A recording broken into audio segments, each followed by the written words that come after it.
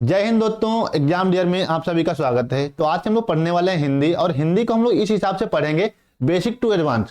कुछ टीचर क्या करते हैं, डायरेक्ट उनको मल्टीपल चॉइस क्वेश्चन पढ़ाते हैं, जो बिल्कुल ही गलत तरीका है। अगर हम मल्टीपल चॉइस पढ़ेंगे तो हमारे सामने अगर उसी क्वेश्चन को अगर हम उसके ऑप्शन नीचे के ऊपर कर दें तो हम उसका सही आंसर नहीं बता पाएंगे। सही आंसर क्यों नहीं बता पाएंगे? क्योंकि हमने उसमें जाना कि उसमें ऑप्शन का बी सही है, तो बी ऑप्शन पे हमने कोई दूसरा वर्ण कर दिया फिर वहां पे, तो क्या हो जाएगा, आपका जो दिमाग का जो होता है बैलेंस वो बिगड़ जाता है, जिससे वो क्वेश्चन आपको कुछ ही समय तक याद रहता है।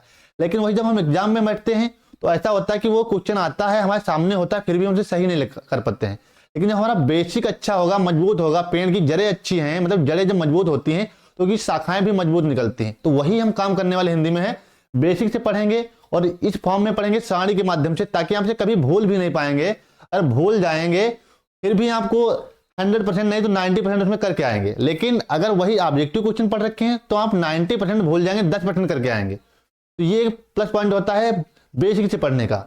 और मैं गारंटी दिलाता हूं कि आपने हिंदी तो बहुत टीचरों से पढ़ी होगी, लेकिन इस हिसाब की हिंदी नहीं पढ़ी होगी। तो चलिए क्लास को शुरू करते हैं इसी के साथ में। सबसे पहला जो टॉपिक हमारा है वर्णमाला। क्या है? वर्णमाला पहला टॉपिक हमारा रहेगा। अगर हम वर्णमाला की बात करें तो इसे दो भागों में डिवाइड किया जाता है। कितने भागों में? दो भागों में डिवाइड किया जाता है। पहले भाग को क्या बोलते हैं? स्वर बोलते हैं। पहले भाग क्या बोलते हैं? स्वर। स्वर का दूसरा रूप क्या हो जाता है? उसे अच बोलते हैं। दूसरी भाषा में क्या बोलते हैं? अच बोलते हैं। ये किस भाषा में? संस्कृत भाषा में क्या बोलते हैं? अच बोलते हैं। अगर हम बात करें व्यंजन को, तो व्यंजन को क्या बोलते हैं? हल बोलते हैं। व्यंजन को भी हल बोलते हैं। स्वर को क्या बोलते हैं? अच, और व्यंजन को क्या बोलते हैं? हल। कई बार क्वेश्चन में डायरेक्ट क्वेश्चन यहां से बना है। और अगर हम इस चार्ट में बात करें जब स्वर को, तो स्वर को भी दो भागों में डिवाइड कर दिया जाता है। कितने? दो भागों में। एक हो जाता है ह्रस्व स्वर, दूसरा हो जाता है दीर्घ स्वर। किसी किसी बुक में आपको प्लस स्वर देखने को मिलता है, किसी किसी बुक में नहीं मिलता, लेकिन मैंने बताने की कोशिश यहाँ पे करा है। तो यहाँ पे देखें, स्वर की अगर बात करें तो इनकी संख्या कितनी होती है? 4। इन्हें क्या बेटा बोलते हैं? मूल स्वर भी बोलते हैं। क्या बोलते हैं? मूल स्वर भी बोलते हैं इन्हें। स्वर को क्या बोलते हैं? मूल स्वर भी बोलते हैं। तो इनकी संख्या कितनी होती है? 4। कितनी संख्या होती है? 4। अब ये कौन कौन से होते हैं तो ये भी देख लेते हैं। तो सबसे पहले देखते हैं क्या होता है। छोटा आ होता है बच्चा, दूसरा क्या हो जाता है? छोटी ई हो जाती है, फिर क्या हो जाता है? छोटा ऊ हो जाता है, उसके बाद में क्या हो जाता है? ऋ हो जाती है। ये क्या कितने हो जाते हैं? 4 इनकी संख्या हो जाती है। तो आपको समझ में आ गया होगा। और छोटा आ को क्या बोलते हैं? शहीद वर्ण भी बोलते हैं। क्या बोलते हैं? शहीद वर्ण बोलते हैं। अगर हम बात करें दीर्घ स्वर की, तो इनकी संख्या कितनी होती है?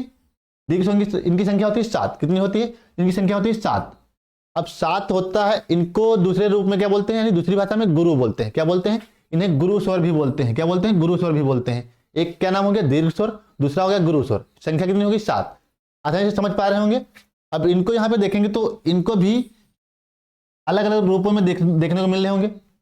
ऐसा कि नहीं? और बिल्कुल अलग अलग लग रहे हैं। क्या हो जाएगा? छोटा आ हो जाएगा, पहले बड़ा आ हो जाएगा। इधर क्या था? छोटा। इधर क्या हो जाएगा? बड़ा।